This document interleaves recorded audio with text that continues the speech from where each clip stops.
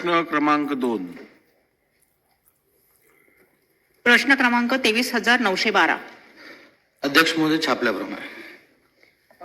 अध्यक्ष महोदय, भारत सरकारच्या वस्त्रोद्योग मंत्रालयाच्या अखत्यारीत असलेली एनटीसी ही company, national textile corporation limited, ही सार्वजनिक क्षेत्रातील वस्त्रोद्योग कंपनी आहे. 1968 साली त्याची स्थापना झाली. त्याच्यामध्ये देशभरामध्ये त्याच्यामध्ये 125 गिरण्या होत्या, त्या आता फक्त 23 गिरण्या राहिलेल्या आहेत. आणि मुंबईमध्ये 13 ते 17 गिरण्या होत्या, त्या फक्त 4 गिरण्या तिथे राहिलेल्या आहेत.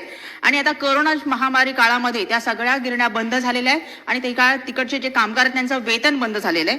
तिथे जर बघितलं तर साधारणतः 1200 ते 1500 कामगार तिथे कामाला होते आणि त्यांचं जर वेतन बघितलं तर आता जवळजवळ 11 महिने त्यांना वेतन नाहीये. आज फेब्रुवारी आहे, तर तो जर आपण त्याची संख्या बघितली तर 2,20,000 प्रति कामगार एवढं त्याचं पगाराची थकबाकी आहे, वेतनाची थकबाकी आहे. आणि जर पूर्ण 11 महिन्याचं बघितलं तर 33 कोटी पेक्षा अधिक थकबाकी इथे आहे. आणि ही सगळी थकबाकी काही देण्यात आलेली नाहीये.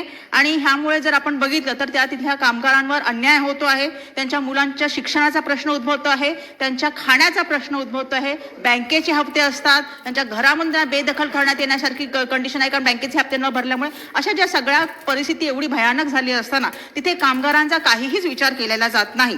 आणि ह्यासाठी त्यांची जी राष्ट्रीय मिल मजदूर संघटना होती ती सुद्धा न्यायालयात गेली. त्यांनी अधिकाऱ्यांवर पण घेराव घातला आणि न्यायालयातही गेली. न्यायालयात गेल्यावर तिथे त्यांना असा निर्णय देण्यात आला की त्यांना पगार द्यावा, पण त्याची अजूनही व्यवस्थापनाने पूर्णतः अंमलबजावणी काहीच केलेली नाहीये. आणि त्यासाठी म्हणून मला इथे स्पेसिफिक प्रश्न असे विचारायचे आहेत की जो त्या एनटी कामगारांमध्ये किती संख्या आहे एकूण, आणि त्यांच्या 11 महिन्याची किती थकबाकी बाकी आहे अजून. कारण हे फक्त आपण वेतन बघतो, बाकी PF आहे, महागाई भत्ता आहे वगैरे, हे तर अजून एक्स्ट्रा त्याच्यामध्ये ऍड होऊ शकतं. आणि जर इथे मला उत्तर जे आले त्याच्या उत्तरामध्ये असं लिहिलेलं आहे की हा जो आहे हा राष्ट्रीय वस्त्रोद्योग महामंडळ हा केंद्र शासनाचा अधिकृत उपक्रम असून एनटीसी मिल बाबत केंद्र शासन ही समुचित शासन आहे. त्यामुळे एनटीसी मिल मधील कामगारांचे थकीत वेतन व अन्य श्रेणी मिळण्याबाबत राज्य शासनाच्या कामगार विभागाकडून कोणतीही कार्यवाही अपेक्षित नाही. पण हे जे आहेत ते आपल्या देशाचे नागरिक आहेत, आपल्या महाराष्ट्राचे नागरिक आहेत, मुंबईचे नागरिक आहेत, त्यांच्याबद्दल सहानुभूतीपूर्ण विचार करणं आवश्यक आहे. कारण हे त्यांचं आर्थिक शोषण आहे एक प्रकारे. हा कामगार कल्याण ह्यांचा जो आहे कामगार कायद्यांचं उल्लंघन आहे आणि मानवी संवेदनेचा अपमान आहे. त्याच्यामुळे शासनाने म्हणजे कुठेतरी मध्यस्थी करावी, केंद्र शासनाला काहीतरी सूचना कराव्या. त्यासाठी मी एवढं प्रश्न विचारते की केंद्र शासनाशी समन्वय साधून हा प्रश्न सोडवणार का?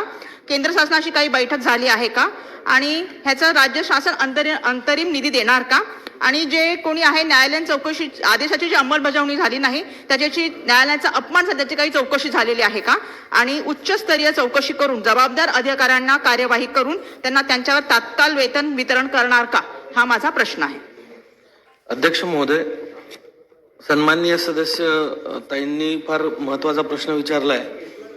एनटीसी मिल ज्या आहेत त्या केंद्र शासनाच्या अखत्यारीत जरी येत असल्या तर थोडंसं उत्तरामध्ये जे आलं आहे ते चुकीचं आहे. मी ते मान्य करतो.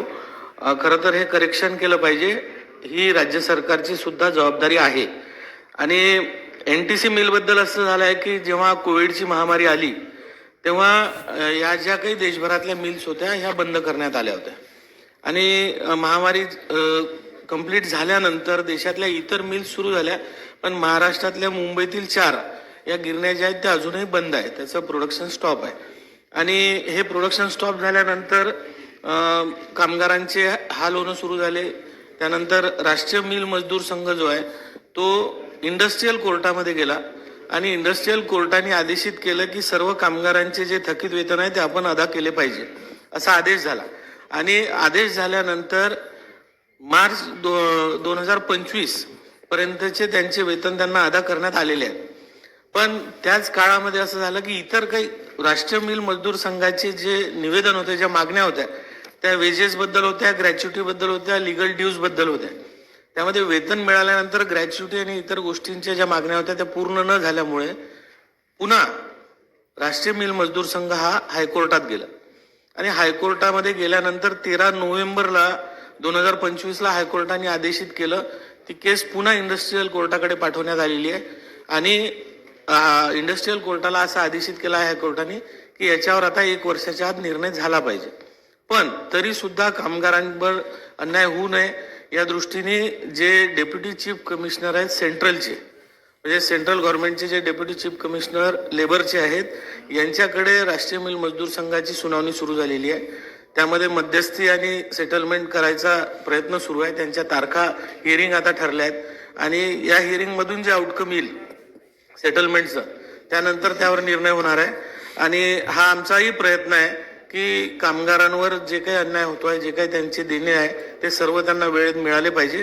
त्यासाठी केंद्र सरकार आणि राज्य सरकारद्वारे सोबत हा सेटलमेंटचा प्रयत्न सुरू आहे आणि सोबतच या वर्षभरात यावर इंडस्ट्रियल कोर्टाचा सुद्धा निर्णय त्या माध्यमातून ती कारवाई करण्यात येईल.